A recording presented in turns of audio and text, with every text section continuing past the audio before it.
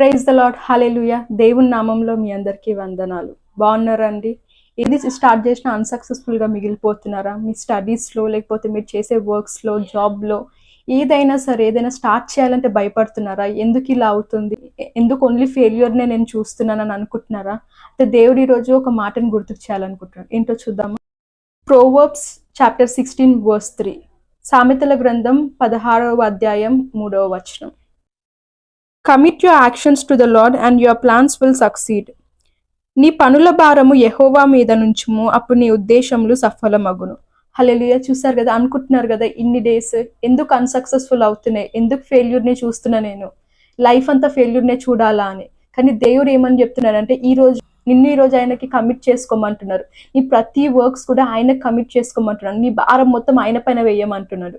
ఒక్కసారి ఆయన పైన భారం వేసి చూడు, నువ్వు ఈరోజు సక్సెస్ఫుల్నే చూడుస్తావంట. అవునా? నమ్మండి, విశ్వసించండి, ఆయన పైన భారం వేయండి. ఓన్లీ సక్సెస్నే నువ్వు చూడబోతున్నావు. ఆమెన్. God bless you.